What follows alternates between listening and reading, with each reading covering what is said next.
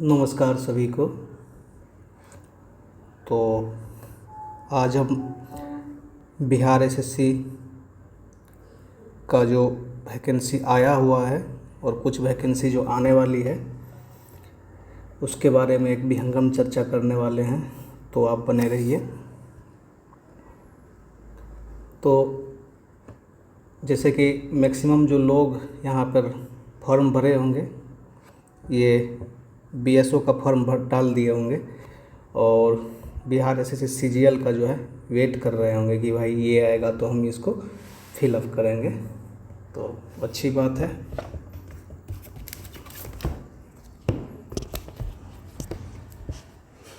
तो आप लोग जानते ही होंगे कि किसी भी परीक्षा में हमेशा से कैंडिडेट ज़्यादा होते हैं, सीट कम होते हैं। कभी कभी ऐसा होता है कि सीट ही ज़्यादा होता है। तो सबसे पहले मैं आपको यहाँ पे ये पूछना चाह रहा हूँ कि आप इसका तैयारी क्यों करना चाहते हैं, आखिर कारण क्या है आपका तैयारी करने के पीछे आपका मोटिवेशन क्या है। एकदम मैं शुरू से बता रहा हूँ, ठीक है। तो आप लोग के पास होगा कि ठीक है, मैं बेरोज़गार हूँ, माता पिता की आंखों का सपना पूरा करना चाह रहा हूँ वगैरह वगैरह XYZ, ठीक है, सारी बातें ठीक है। तो आपका क्यों होगा, आपका इसमें रिज़ल्ट क्यों होगा। सिर्फ सपना पूरा करने वाले लोगों का रिज़ल्ट जल्दी नहीं होता है। कुछ लोग ऐसे हैं जो सपना पूरा कर चुके हैं और फिर भी वो यहाँ पर मर रहे हैं आने के लिए, ठीक है। तो आप पूरे भारतवर्ष में घूमेंगे, कहीं भी 28 राज्य में जब आप घूमेंगे, खासकर हिंदी भाषी क्षेत्रों में, जैसे आप यूपी चल जाइए, MP चल जाइए, झारखंड चल जाइए, उत्तराखंड चल जाइए, तो जितनी अच्छी अच्छी वैकेंसियाँ अपने बिहार में आती है उतनी अच्छी वैकेंसियाँ इन जगहों पर देखने को नहीं मिलती है। यदि गलती से आ भी जाती है तो एक वैकेंसी को कंप्लीट होने में 7 से 10 साल लग जाते हैं। स्टेट की वैकेंसियों का यही हाल ही है। तो मैं आपको यहाँ पर बताना ये चाह रहा हूँ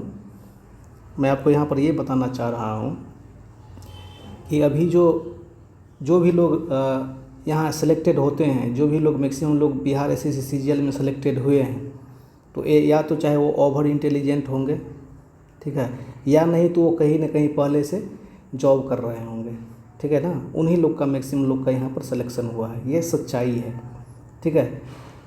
होता ये है कि आदमी, जैसे आप सोच रहे हैं कि पहले एक नौकरी लग जाए, ठीक, उसी तरह पहले आदमी सोचता है कहीं एक नौकरी लग जाता है। मान के चलिए चेन्नई में कोई लड़का ASM है, ठीक है, और सैलरी वगैरह सारा चीज़ अच्छा चीज़ है, लेकिन क्या होता है कि एक समय के बाद, ठीक है, वो यहाँ का मैं ASM का ही नहीं, मैं IS PCS वालों का भी बता रहा हूँ कि जो लड़का बिहार का है और उसका तमिलनाडु में बना दिया, बहुत लोग SSC की तैयारी करते हैं, उसका पोस्टिंग दे देता है, GST इंस्पेक्टर बन जाते हैं, दे देता है साउथ में, दे देता है नॉर्थ ईस्ट में।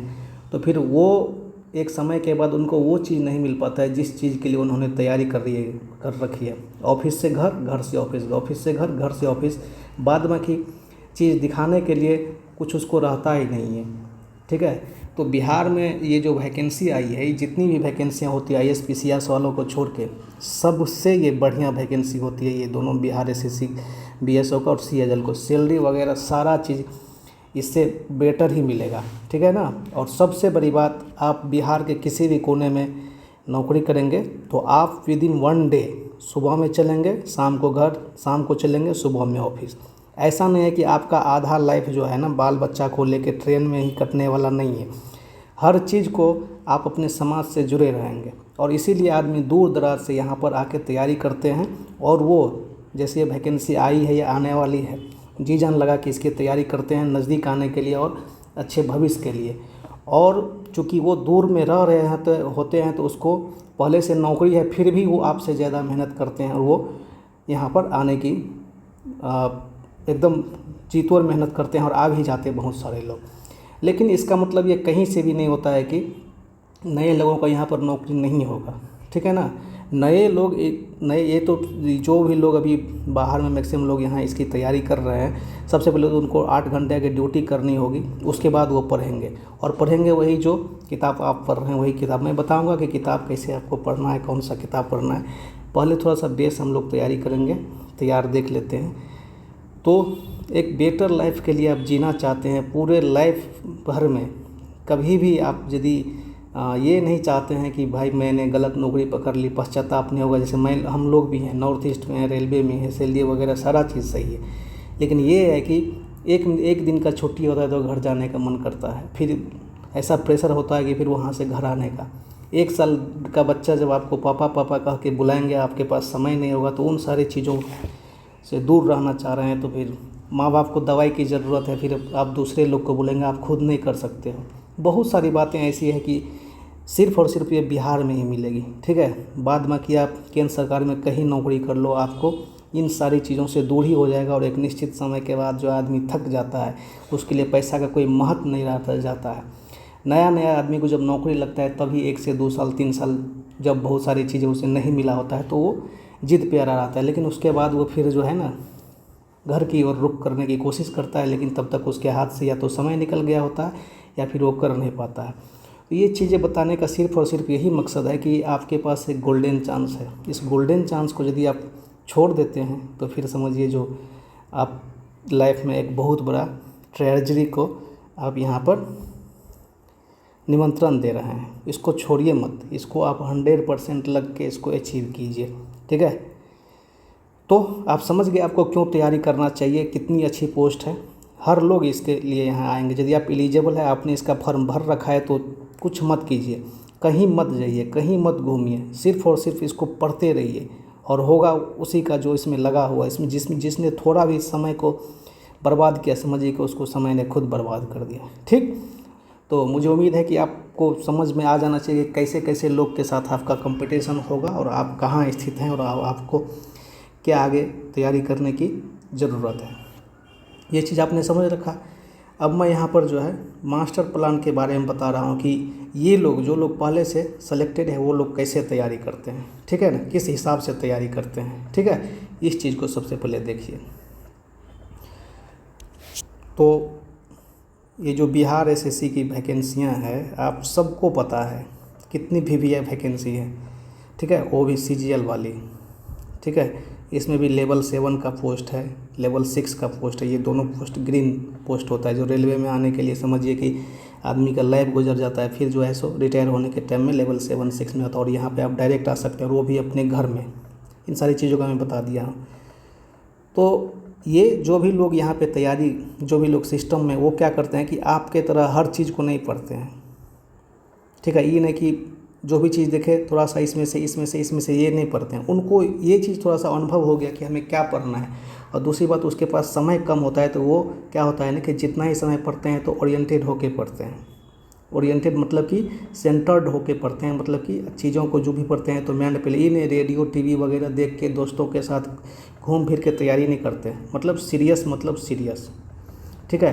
तो आपको भी जो है इसी के जैसा सबसे पहले तो बनना है, क्योंकि ये 4 से 5 घंटा पढ़ेंगे और आपके पास आप बिल्कुल फ्री है, तो आप कम से कम 8 से 10 घंटा लो, इससे ज़्यादा मत लो, ठीक है ना। इससे ज़्यादा समय और आपका जो भी है दूसरे समय पर दो, 10 घंटा आप समय दो, ठीक है।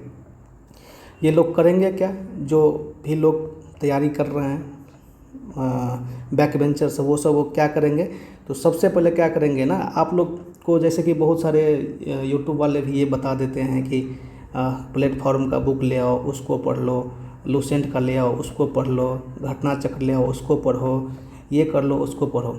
आपको ये सब नहीं करना है, ठीक है। ये जो कर रहा है ये भी नहीं करना है। मैं आपको बताता हूँ क्या करना है। देखिए, आपको तो पता ही होगा कि 150 क्वेश्चंस आपको पूछे जाएंगे, चाहे पीटी हो या चाहे मेंस हो, ठीक है। तो पीटी को ही मेंस समझिए और अभी से लग जाइए। इसमें तो 75 आपका मैथ रीजनिंग हो जाएगा और 75 जो है साइंस और जीएस हो जाएगा, ठीक है।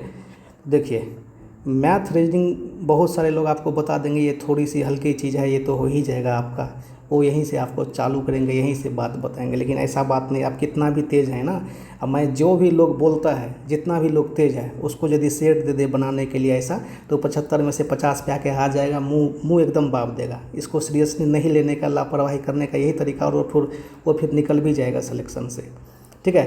तो इसको सीरियसली लेना है, क्योंकि एक सीरियस पोस्ट है यहाँ पे, तो आपको सीरियसली लेना है। ये 75 मैथ्स रीजनिंग है, तो माइंड में ये लाना ही नहीं कि 75 में 75 हमको आता ही। जब आप भी बनाने बैठेंगे तो आपका भी लगभग में 2-4 नंबर आगे पीछे होगा, ठीक है, क्योंकि हर एग्ज़ाम का एक अलग अलग पैटर्न होता है। तो आपको इसके लिए क्या करना है, तो सबसे पहले क्या करना है, ये सबसे पहले मैं मैथ रीजनिंग पे आपको फोकस कर रहा हूँ कि इसके लिए क्या करना है, ठीक है।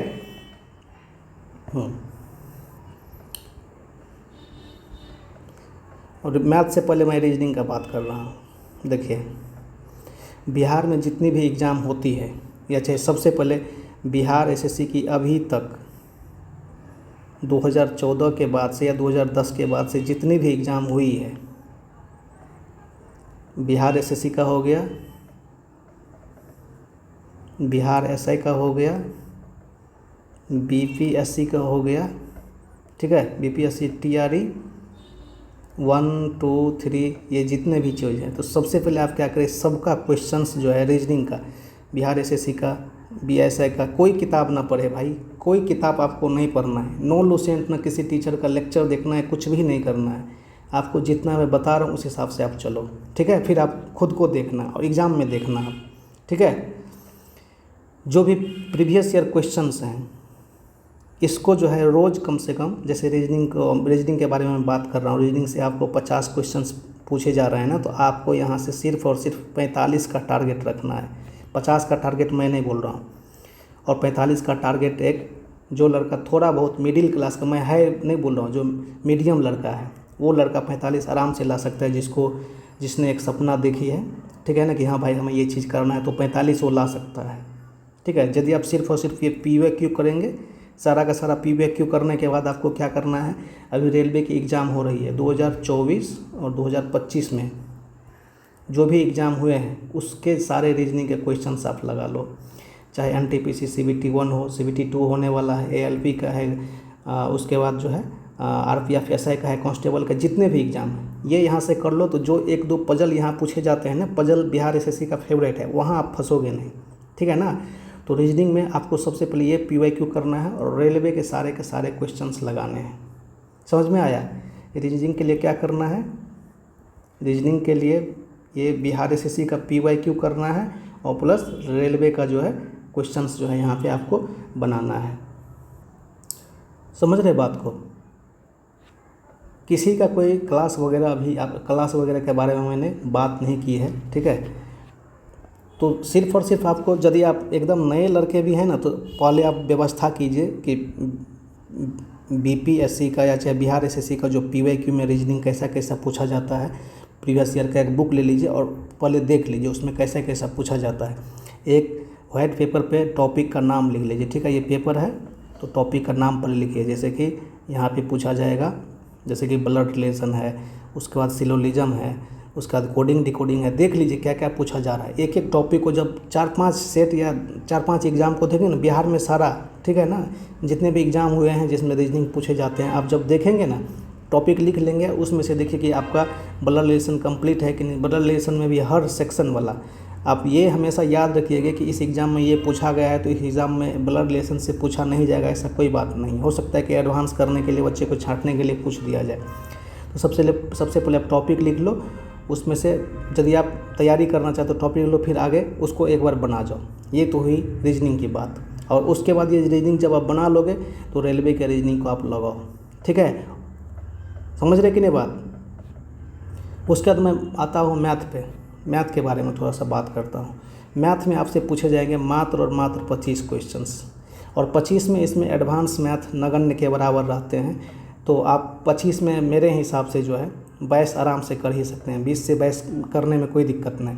तो मैंने 45 पहले लिया था, अब 22 यहाँ ले रहा हूँ। तो कितना होगा, 5 2 7 4 2 6, 67 क्वेश्चन यहाँ से आ गए, ठीक है। 67 क्वेश्चन यहाँ से आ गए।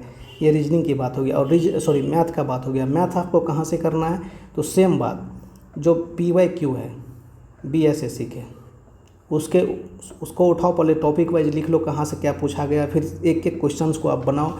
और फिर दिक्कत होता है मैथ में भी, रीजनिंग में भी, जो कोई चैप्टर में दिक्कत होता है तो मैं बताता हूँ कहाँ जाके सीखना है। कोई भी ऐरा गैरा किताब उठा के किसी भी बेवकूफ़ टीचर के बात में आके आप खुद को जो है ना बर्बाद मत कर डालना, फिर तो सपना भूल जाओ। आप जब तैयारी करोगे देखिए इस संसार में सबसे बड़ा जो है ना जज आपका हार्ट होता है। आप जो भी काम कर रहे होते हैं ना, आप कुछ भी काम XYZ कुछ भी काम कर रहे हैं तो आपको वो हार्ट अलाउ कर देगा, बता देगा कि तुम्हारा इस एग्ज़ाम में होगा या नहीं होगा। वो आपका मेहनत वगैरह से ही पता खुद बता देगा। और वो आप अंदर जब बुलंद तब होता है जब आप हर डे कुछ न कुछ जमा करते रहते हो पढ़ के। समझ रहे हैं कि नहीं बात। अब दूसरे के चक्कर में रहोगे तो फिर तो वही बात ही हो जाएगा कि जैसे थे वैसे ही रहना पड़ जाएगा। मैं बताऊंगा अभी लास्ट में। तो मैथ रीजनिंग के बारे में आप समझ गए बात को कैसे करना है, ठीक है। अब यहाँ पे आप जीके जीएस के बात को लेके आ जाओ। जीके जीएस में भी मैं आपको बताता हूँ। हालांकि हमें एक दूसरा वीडियो बनाना चाहिए, तो चलिए मैं एक दूसरा वीडियो में आऊँगा, जीके जीएस के बारे में बताऊँगा। मैं मैथ के बारे में, मैथ रीजनिंग के बारे में बता दे रहा हूँ। देखो मैंने मैथ्स के बारे में आपको बताया कहाँ से पहले पढ़ना है, रीजनिंग के बारे में बताया। और मैथ के बारे में एक चीज़, जब अभी एसएससी का PYQ आप कर लोगे ना तो सेम जैसे यहाँ पे रेलवे का 2024 में जितने भी क्वेश्चंस आए थे, चाहे वो RPF के थे, NTPC के थे, टेक्नीशियन के थे, रीजनिंग के सेम चीज़ आपको मैथमेटिक्स में भी लगा लेना है, ठीक है। क्या करना है, मैथमेटिक्स एसएससी पे नहीं जाना है। एसएससी में जाने के बाद यदि आपको लगेगा मैं मजबूत कर लूँगा तो फिर समझो कि आप उड़ता तीर ले चुके हो। आपका सिलेक्शन से आप धीरे धीरे दूर भाग रहे हो। आपको PhD थोड़ी करना, परीक्षा पास करने के लिए विशेषज्ञ नहीं बनना पड़ता है, ठीक है ना। बस थोड़ा थोड़ा जो है पढ़ना पड़ता है। सेम बात आप मैथ पर भी अप्लाई कर दो। और यदि आपको किसी भी टॉपिक में दिक्कत होता है, कोई भी तो टॉपिक में, तो आप यूट्यूब पे सबसे पहले सर्च करो। मान के चलिए यूट्यूब पे आपने सर्च किया कि भाई मुझे यूनिट डिजिट सीखना है, ठीक है, यूनिट डिजिट आपको सीखना है, तो आपको कम से कम 1000 आदमी का वीडियो नीचे आ जाएगा। तो जो सबसे कम समय में, मान के चलिए 10 मिनट में टॉपिक को एकदम कंप्लीट कर दिया है और उसका व्यू ज़्यादा गया तो उसको आप देख लो, क्योंकि आप उस पर PhD करने लगोगे तो समय बर्बाद हो जाएगा। सेम बात रीजनिंग में भी करना है। कोई भी टॉपिक ऐसा है जिसमें आपको दिक्कत हो रहा है तो यहाँ पे बता दो। उसके बावजूद भी यदि आपको समझ में नहीं आ रहा है तो आप हमें कमेंट कर दो, मैथ हो या रीजनिंग। आपको मैं ऐसा तरीका बता दूंगा जिस तरीक़ा से मैं पढ़ता हूँ, जिस तरीक़ा से मैं एग्ज़ाम को देता हूँ और मुझे काफ़ी बेहद फ़ायदा होता है। मैं वो तरीका आपको यहाँ पे छोटे छोटे टॉपिक में मैं आपको करवा दूँगा, ठीक है ना। समझ रहे हैं कि नहीं बात को। तो ये चीज़ आपको जो है करना है। इस वीडियो में तो मैंने पूरा कंप्लीट नहीं किया, ठीक है। बुक लिस्ट वगैरह के बारे में तो मैंने अच्छे से बात नहीं किया। एक और वीडियो मैं जीएस के लिए लाऊंगा, जीके जीएस के लिए लाना पड़ेगा अलग से, नहीं तो फिर ये तो आधा घंटा से ज़्यादा का वीडियो हो जाएगा। तो इस हिसाब से आपको तैयारी करना है। किसी का कोई किताब नहीं पढ़ना है, किसी का कोई सेट प्रैक्टिस अभी नहीं बनाना है, कुछ भी नहीं करना है। मैं बताऊँगा कि सेट प्रैक्टिस कैसे बनाया जाता है फैक्ट्री में और किस तरह से बच्चा के दिमाग को वाश किया जाता है। जो लड़का सेट प्रैक्टिस वगैरह ज़्यादा बनाता है फिर वो उतना ही सिलेक्शन से दूर हो जाता है, ठीक है। तो मैंने जो बताया है ये बहुत ही अच्छी बात बताई है। तो चलिए अब नेक्स्ट वीडियो में मैं मिलता हूँ। एक वीडियो में और लाऊंगा, उसको आप लोग देख लेना अच्छे से।